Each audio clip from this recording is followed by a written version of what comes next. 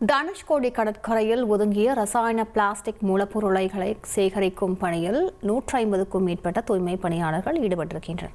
இது பற்றிய கூடுதல் விவரங்களை செய்தியாளர் விஸ்வநாதன் வழங்கிக்கலாம். விஸ்வநாதன், விவரங்களை பதிவு பண்ணுங்க. விஸ்வநாதன், ராமேஸ்வரம் அடுத்த தனுஷ்கோடி கடற்கரை பகுதியிலிருந்து நேற்று இருந்து பாத்தீங்கன்னா பிளாஸ்டிக் தயாரிப்பதற்கான ரசாயன மூலப்பொருட்கள் மூட்டை மூட்டையாக சுமார் 50க்கும் மேற்பட்ட மூட்டைகள் கரை ஒதுங்கி இருந்தன.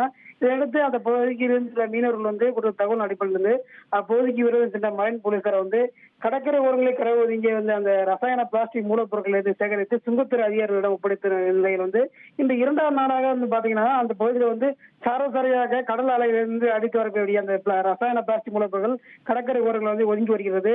இதன் மூலமாகவே அதாவது தனுஷ்கோடியிலிருந்து பாம்பன் வரை உள்ள கடற்கரை பகுதியில் நாட்டுப்படகு மற்றும் பாரம்பரிய கரவலை பயன்படுத்தி மீன்பிடிக்க மீனவர்கள் யாரும் கடலில் மீன்பிடிக்க வேண்டாம் என மீன்வளத்துறை அதிகாரிகள் அறிவுறுத்திருக்காங்க.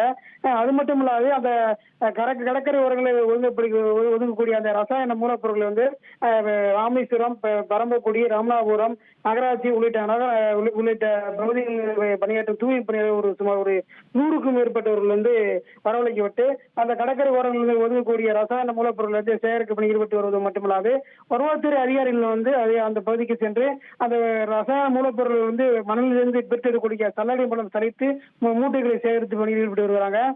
மேலும் பாத்தீங்கன்னா அந்த பிளாஸ்டிக் ரசாயன மூலப்பொருட்கள் கடல்வாழ் உயிரினங்களான கடல் பசு, கடல் குதிரை, டால்பின் உள்ளிட்ட உயிரினங்கள்லாம் உண்ணும் பட்சத்தில் உயிர்களுக்கு ஏற்பட அச்சம் ஏற்பட்டு வருது. இந்த அச்சத்தெல்லாம் போக்கும் வகையில் மீனவத்துறை அதிகாரிகளும் சம்பந்தப்பட்ட கடல்சார் அதிகாரிகள் உரிய நடவடிக்கை எடுக்க வேண்டும் மீனவர் வலியுறுத்திருக்காங்க. விவரங்களுக்கு நன்றி விஸ்வநாதன்.